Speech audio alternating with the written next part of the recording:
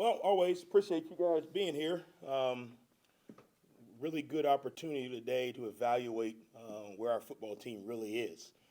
Obviously, the first day we've actually played, real football with the officials and the game clock and that whole deal. So I thought organizationally was really good. I thought tempo and management of personnel and the simple things was really good.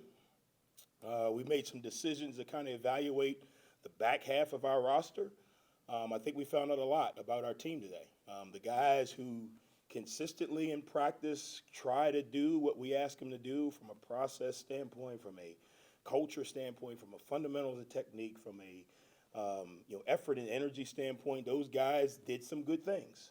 The guys who really don't understand why or how, those are the guys that showed up with some of the mistakes. The beauty of it is, an error on film is a great opportunity for you to learn because you actually see it. It's different when the coach says, hey, if you do this or you don't do this, this is going to happen. Oh, yeah, coach, I got it. Then the same thing. If you do what you're being asked to do and you see it on film and it works out for you, hey, this technique, this fundamental, this discipline, this works. It's going to give me an opportunity to be successful. So I thought it was a really good day. Obviously, no major injuries, which was really good. We probably win about as many plays as we play in a game today. That was kind of the goal. The next two that we have will kind of be throttled down a little bit. So I thought it was really good. Saw some good things from the quarterbacks. Saw some good things from the runners. Defensively, some guys made some plays on the ball. Got some turnovers. So it was really good, really good. I feel good about where we are. Obviously, we're nowhere near ready, but we're in a good spot for the end of the second week. So I feel good. Questions? Coach, just when you think about this time of year and the chance to finally go live, these guys are amped up because this is true. Today was true football. Yeah, and you get a chance to see. It's amazing.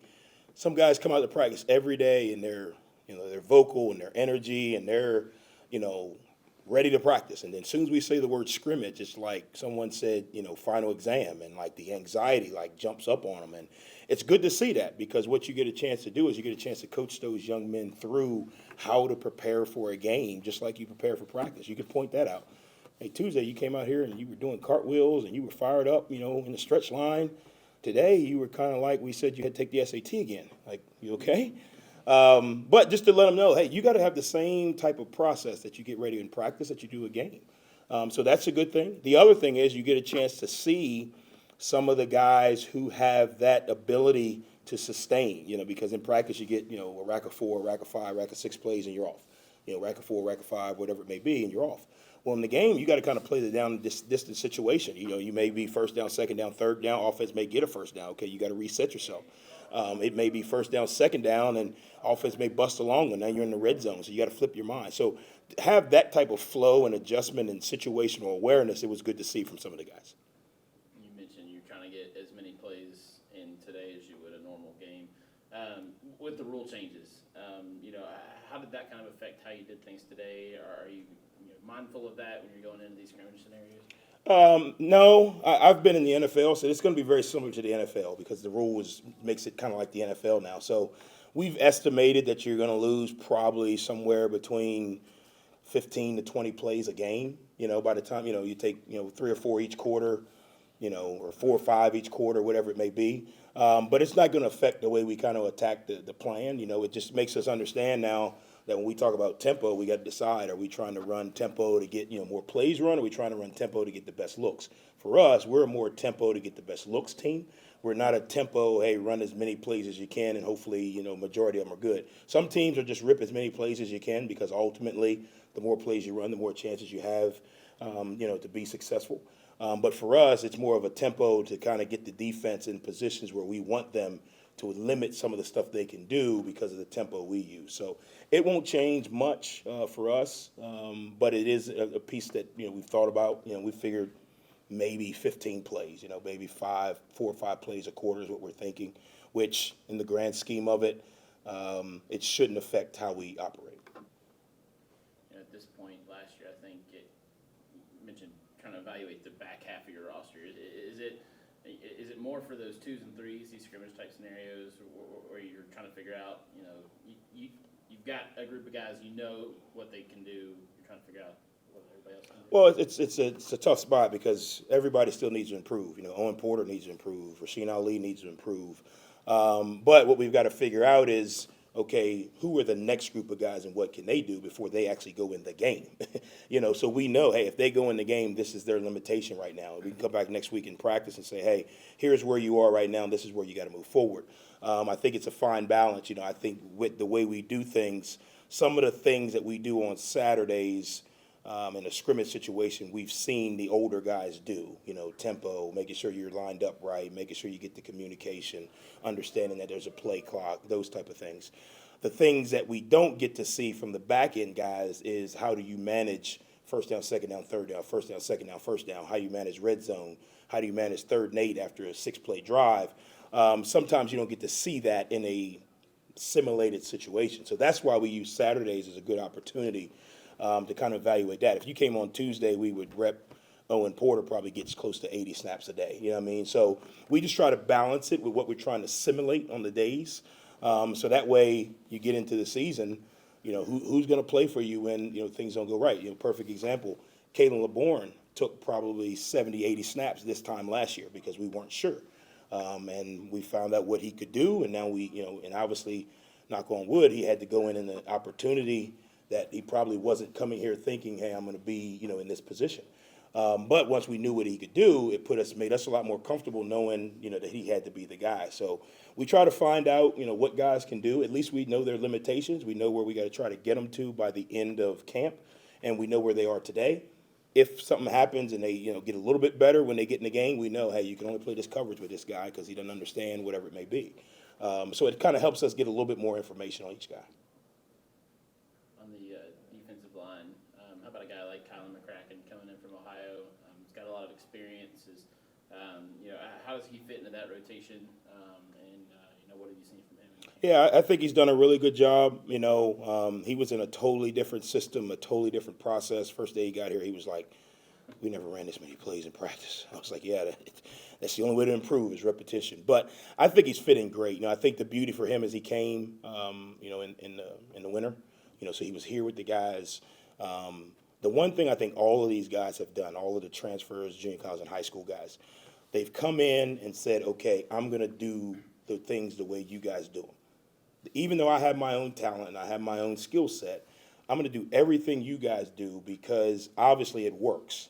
And I want to be great, and I see you guys have had some success. So I'm going to do everything you guys do. And what that's allowed our leaders to do is welcome them in and teach them this is what we do. Usually when you come in, you say, well, you know, I'm coming from such and such school, you know, I'm this, I'm that. Guys immediately kind of do that to you. But every guy that we've brought in has come in and said, hey, what is the culture here? What is the way? What don't we do? What do we do? I want to do exactly what you guys do, and I want to be, you know, I want to be in the mix. And what it's allowed our leaders to kind of bring them guys in and teach them the way. Once you kind of get brought in to the family, it's easier for you to kind of relieve that anxiety and kind of start to perform. And that's what McCrack's been able to do, you know, being that he got here in January. He did that over the winter periods. They saw the way he worked, you know, although it was tough on him for the first couple of weeks.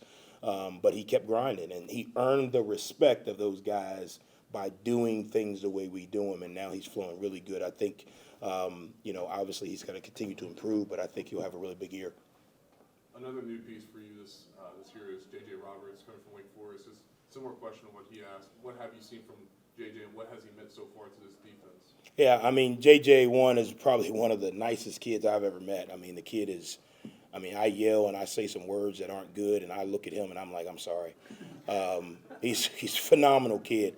But what he's done is the same thing. You know, he's come in, again, his work ethic, his commitment. And then what happens, once you come in with the right mindset and attitude and you make a few plays, then automatically they bring you in. You know, but if you come in with a bad attitude, or I'm from here, or I'm this school, or, you know, you look down on a guy or whatever it may be, it doesn't matter how many plays you make, you kind of get that. And we've been lucky we haven't had that.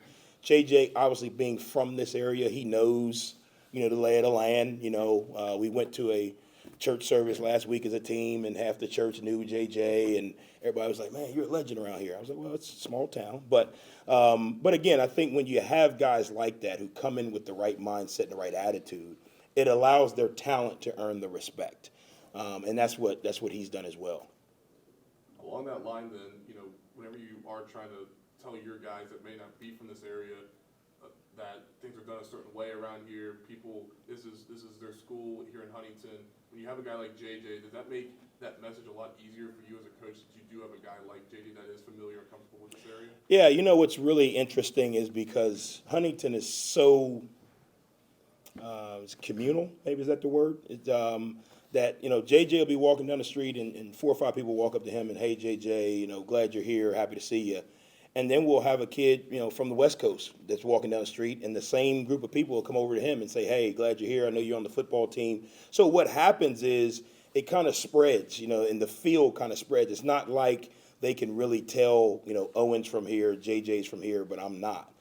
It honestly, because it's such a communal town, like when those guys are out, they feel the love, they feel the passion.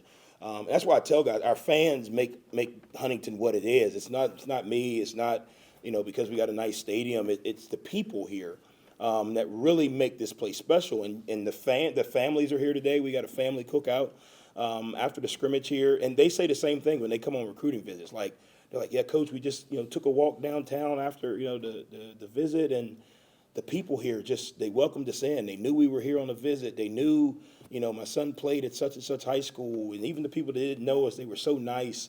And that makes a difference because, again, you got to feel welcomed and you got to feel wanted. And I think that helps with guys that are from here and guys that are not, that they get treated the same. You know, some places you go, if you're a hometown guy, everybody loves you, and if you're not, you kind of, you're in the family, but it's kind of like move over a little bit. You know, here, that's not it. And I commend the Huntington community for that. Because I can't make up for that. Like, I can't tell a parent, oh, well, that one person you met that wasn't really nice, it's only one, you know, not nice person. I can't do that. So them being able, when I say them, the community being able to continue to just be themselves helps us more than you know. And it's been a huge help for us so far. One last question on JJ. Obviously, he came in the spring. Where have you seen him make the biggest leap in his game from the spring until now in fall camp?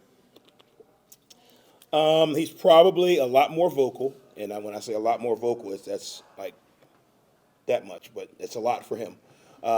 Again, I think he's more comfortable. You know, I think he's more comfortable with who he is and who we are.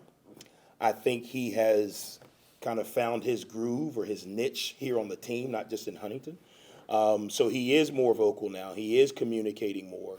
He is, you know, challenging guys more. You know, in the spring, he was a little bit like, you know, I'm just going to line up and do my job. But he's become a little bit more of a leader. He's become a little bit more communicative with the other DBs and other players. I think he has the confidence in knowing what he's walking into. You know, sometimes coming back home is as dangerous as leaving home. Because when you leave, you don't really know, has things changed or they're the same. And I think him coming back home, I think he's now found that, hey, this place is me. And I think that's helped him kind of take that step. Tight end room, I know in the spring you talked about kind of their versatility as a group. Are you starting to see that continue to develop? Yeah, I'm really pleased with our tight end room so far. I mean, they have grinded their way, and trust me, I'm not saying we got Gronk and Kelsey in there. What I'm saying is, you talk about being able to watch guys improve, and they've done that each day. And they're really going to allow us to be multiple on offense now, which to me kind of gets back to the flow that myself and Clinton are used to. And it's going to allow us to take some pressure off some guys because we can be multiple, which to me, that helps everybody. That helps the quarterback play better, helps the running back, helps the wideouts. But I'm really pleased with where we are in the tight end room. We got multiple guys in there. It's still a battle going on. We're going to have to make some decisions real soon about, you know, what guys are in the, you know, travel group and all that once we get to that level. But they've got a really good battle going on right now. Good? Thanks, guys. Go Herd.